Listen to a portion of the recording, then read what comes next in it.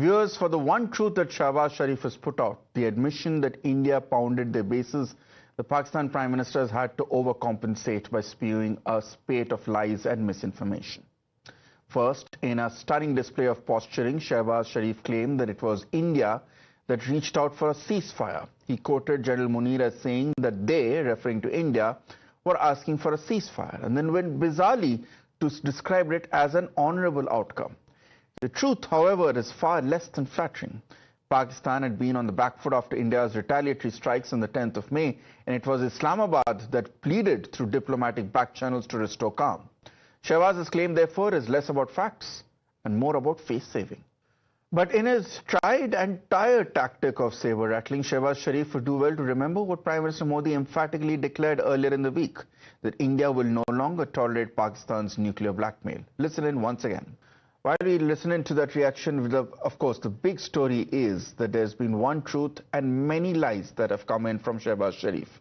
He did earlier claim that finally that he got a call which said that Noor Khan's airbase was pounded by India. So therefore, Pakistan finally admitted what the world now knows. But then he claimed that he got a call from General Asif Munir, who is, remember, the Pakistan Army Chief, claiming that India was ready for a ceasefire. It's clear to the world that we never asked for a ceasefire. In fact, it was the Pakistani DGMO which was completely spooked by the strikes that we carried out on Pakistan air bases on the 10th of May, that spooked the Pakistan DGMO to go crying to the United States and then come to India asking for a ceasefire. Then Shehbaz Sharif went on to claim and cite the concept of a nuclear saber-rattling once again, asking as to what will happen. Imagine if there's a nuclear flashpoint that happens in a region of 1.6 billion people. We never pressed the nuclear button. We never threatened it. In fact, it's always been Pakistan's go-to record. And finally, before I go across to my colleague Pradeep Datta, Shehbaz Sharif also claimed that they won the war, but they want peace. No winner of a war ever wants peace. And neither has Pakistan won the war. Pradeep will come in here. Pradeep, this claim by Shehbaz Sharif that we want the war, but we want peace is factually wrong on two accounts. Neither has Pakistan won the war, and nor has it shown any inclination of asking for peace, because hours after the ceasefire was declared, last Saturday, 1 week ago, we saw how Pakistan broke the test in a matter of hours.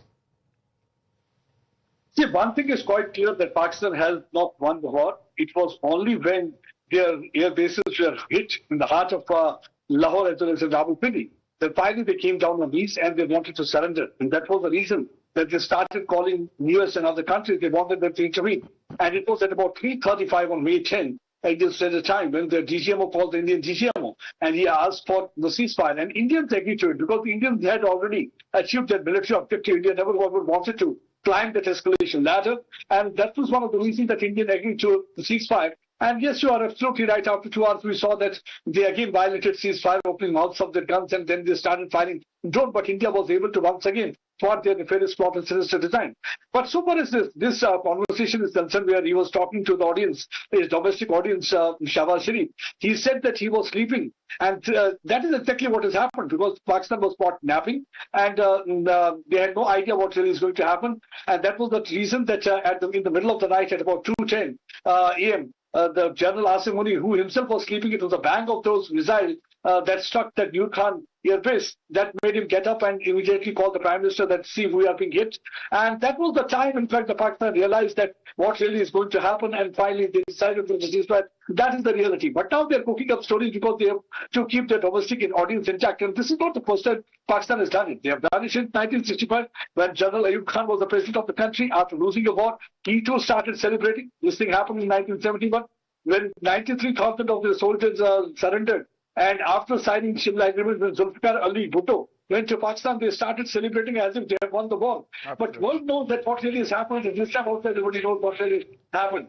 But I think a wise man learned from the mistake, who will always try to fool their audience and start celebrating the failure. That's exactly what Pakistan is doing. And so far as youth mongering is concerned, we always use this as a weapon to blackmail Western countries. But Prime Minister Narendra Modi has made it clear that this nuclear blackmail is not really going to work.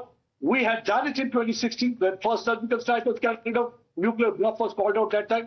Second time in Balakot strike was carried out. That time also nuclear bluff was called out. And this time again, India taught them a lesson that even if Absolutely. you are having a nuclear weapon, we are going to hit you in the heart where Yeah. it's going to hurt you most. Thanks, Pradeep. Do stay on with us because amidst all this bluster, Shehbaz Sharif did make one major admission. He revealed that he was alerted to India's precision strikes on Pakistan's key air bases in the early hours of the 10th of May. In a shocking revelation, Pakistan's Prime Minister confirmed that he had received a call at 2:30 a.m. from Pakistan Army Chief General Asif Munir, moments after Indian missiles had targeted critical sites, including the Noor Khan Air Base. Shehbaz Sharif described how Asif Munir informed him of the airstrikes. The first time the Pakistani Prime Minister has publicly acknowledged the scale of the Indian operation under Operation Sindoor. Let's also now tell you about other Pakistani air bases that were struck by India. There's the Sukkur Air Base, which is located between Karachi and Hyderabad. It's a tactical hub of southern Pakistan. There's, of course, the Rahim Ya Khan Air Base, which is close to the Rajasthan border. That facilitates rapid-fire operations, houses and fighter jets and UAVs. Then there is the Chunain Air Base, which is located 70 kilometers south of Lahore. That is a major operational air base. There's also the Rafiki Air Base. It's a major fighter jet base, operational. It can host the Miraj Fighter Squadron and the JF-17 Thunder Squadron. Then there's the Murid Air Base, which is the hub of Pakistan's drone operation, and it's the launch pad for all the UAV incursions that Pakistan was trying to do in this country. And then there's the Noor Khan Air Base, which is just 10 kilometers away from the capital Islamabad. It is next to the Pakistan Army GHQ, and it played an active role in the 1965 and the 1971 wars.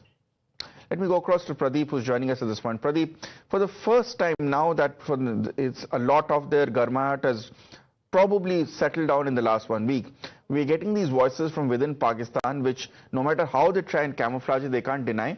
The first admissions coming in of the fact that the sheer scale of the extent and the casualties that have been suffered during Operation Sindoor. Initially, when Pakistan was hit, they were in a denial mode, and they started cooking up stories that India has only targeted civilian areas and the mosques have been targeted. But India made it clear that we have targeted terror den, which included Lashkar-e-Toiba headquarters and also Jaish-e-Mohammed headquarters in Bahawalpur area. And after that, India thought that maybe the Pakistan will not try to target India because they claim that they fight a war against terror. So they will support India's action against the terrorism. But nothing of that sort really happened. What they started doing, natural Pakistan started targeting civilian areas. They opened mouth of their guns in Poonch, because of which 16 civilians lost their lives. And finally, India was left with no other option but to target their air bases. And see, now it is the Shehbaz Sharif himself is claiming that Noor Khan Air Base was hit by the BrahMos missile. That is what actually his Chief of Army Staff informed him. And also now the retired Air Marshal Masood Akhtar has also informed that how Bulari Air Base was hit by BrahMos missile, surface-to-surface air missile, and because of which the AWACS aircraft was also damaged, and many pilots also lost their lives. They were seen running helter-skelter to save their aircraft in that hangar. So one thing is clear, that India was able to hit 11 of their air bases. That's one of the reasons that Prime Minister Narendra Modi has already conveyed a message loud and clear to them by Absolutely.